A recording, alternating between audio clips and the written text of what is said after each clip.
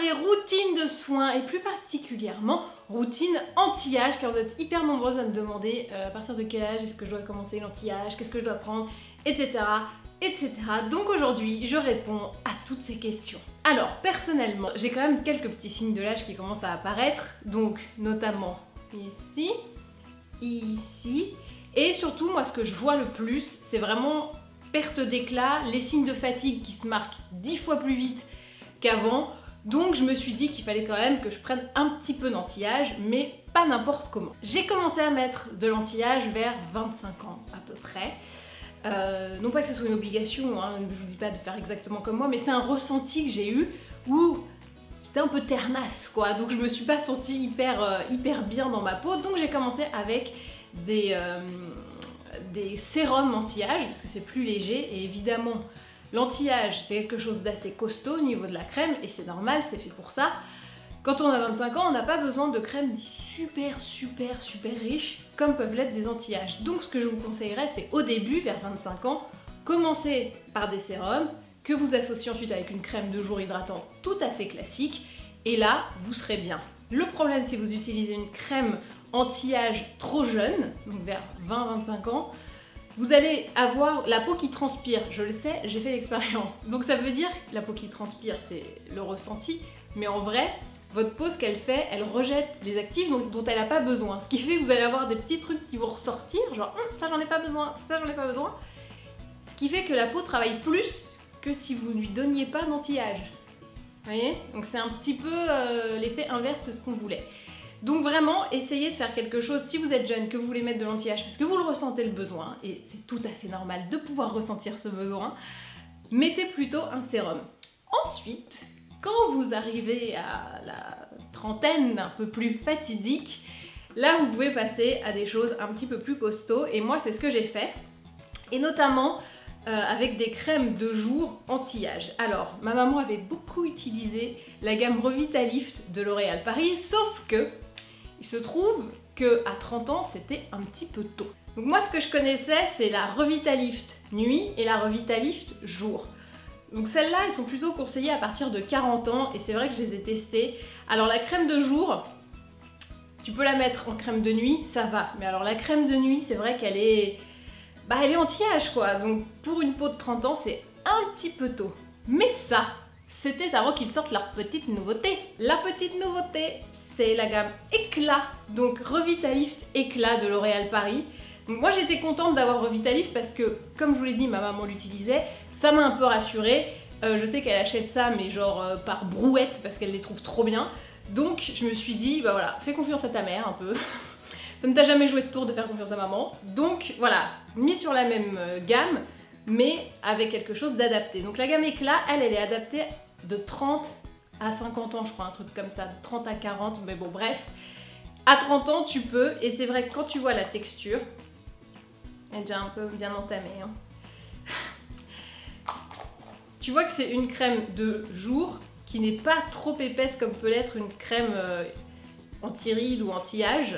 J'aime pas dire anti-rides, je trouve ça un peu... pas péjoratif, mais à côté de la plaque, parce que c'est pas la ride qui nous gêne foncièrement, c'est plus la perte d'éclat, la perte de tonicité, tout ça, que la ride vraiment en elle-même, quoi. La ride, à la limite, on l'assume. Donc là, vous avez vu que j'en avais mis beaucoup, et finalement, ça s'étale franchement pas mal. Et sur la peau, il n'y a pas cette sensation d'épaisseur ou de... Là, je la porte, je l'ai mis ce matin avant de me maquiller. Et j'ai pas du tout de sensation de poids ou de gêne ou quoi que ce soit. Donc, moi, ce que je fais, je l'utilise par cure en fait. C'est-à-dire que je me fais des cures d'anti-âge. J'alterne en fait. Je fais une crème hydratante de base, hop, et quand elle est finie, je passe à l'anti-âge. Donc là, j'ai fait Revitalift Éclat. Mais qu'y a-t-il dedans pour que ça fonctionne? À l'intérieur, il y a entre autres du Pro-Rétinol A qui là, lui, agit sur la ride. Donc, si c'est la ride un peu trop creusée, ça va redonner un petit peu de volume pour que ça apparaisse un petit peu plus lisse. Il y a également du Fibrelastyle. Alors, on dirait que c'est un vêtement stretch, et bah c'est à peu près ça, parce que c'est ce qui va redonner de l'élasticité à la peau, et alors ça, moi je trouve que c'est hyper important, parce que je commence à le voir là, que ça...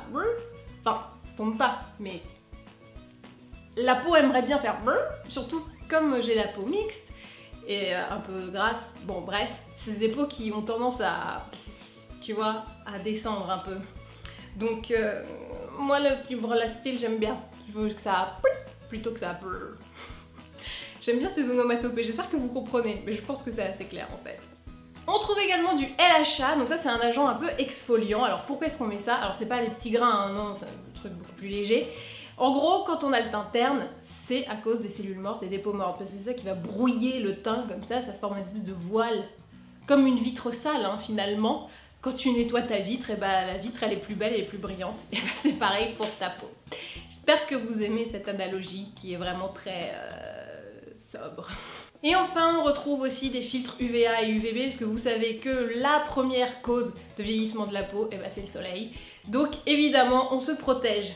Résultat, c'est une crème 2 jours uniquement, parce que s'il y a des filtres solaires, ça sert à rien de les mettre la nuit. Donc on met le jour, et on le met comment? Toujours en tapotant. Voilà, on va passer au... Non, on ne se crée pas des rides alors qu'on met un anti-rides. On ne tire pas la peau, on la chouchoute. Au final, ça fait 2 semaines que j'utilise Revitalift Éclat de L'Oréal Paris. Et je suis plutôt contente, et même j'ai été plutôt surprise parce que je pensais que ma peau allait tout rejeter et dire non, c'est trop riche, c'est de l'anti-âge à balles, donc non, je n'en veux pas. Et bah au contraire, j'ai eu plutôt l'impression que ma peau elle aimait bien ça. Et c'est vrai que j'ai le teint un peu plus éclatant, alors c'est pas non plus le miracle, genre j'ai 20 ans à nouveau.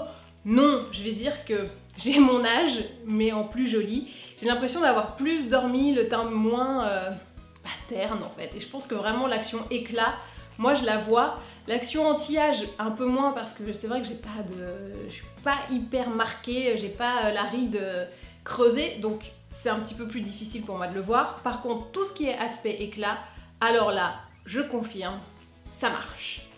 Et ben voilà. Et ben maintenant, à vous de jouer.